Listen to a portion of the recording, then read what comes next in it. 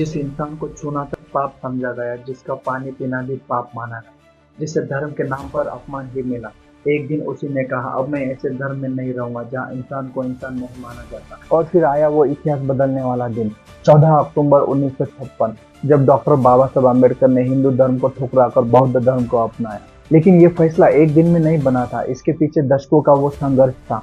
जिन्हें कभी पानी छूने की इजाजत नहीं थी, जिन्हें स्कूल में अछूत कहकर बाहर बैठाया गया, आज उन्हीं की तस्वीरें हर स्कूल में लगी है। एक ऐसा इंसान जिसे पढ़ने नहीं दिया गया, लेकिन आज दुनिया के सबसे बड़े विश्वविद्यालयों में उनको पढ़ाया जाता है। और आज जिस देश में हम जी रहे हैं, उसकी बुनियाद भी उनके ही विचारों से खड़ी है। समाज ने लाख कोशिश की उन्हें रोकने की, लेकिन हर कदम पर टूटने के बजाय उन्होंने मजबूती से खुद को खड़ा किया, क्योंकि उनके भीतर सिर्फ दर्द नहीं था, बल्कि बदलाव का जज्बा था। और वही जज्बा इतिहास बन गया। जब अम्बेडकर ने कहा, अब मैं ऐसे धर्म में नहीं रहूंगा जहां इंसान को इंसान नहीं माना जाता, तो ये सिर्फ धर्म परिवर्तन नहीं था, ये एक नई सोच का जन्म था।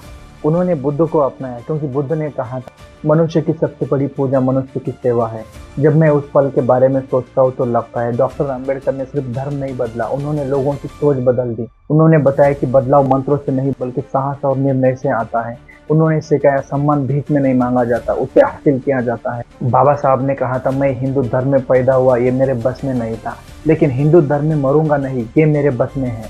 ये सिर्फ एक बात नहीं थी, ये एक युग की घोषणा थी। उन्होंने जंजीरें तोड़ी ताकि आने वाली पीढ़ियां सर उठाकर जीत सके। लेकिन सवाल आज भी खड़ा है, क्या हम सच में आजाद है, या अब भी उसी सोच की गुलामी की जंजीरों में कैद है।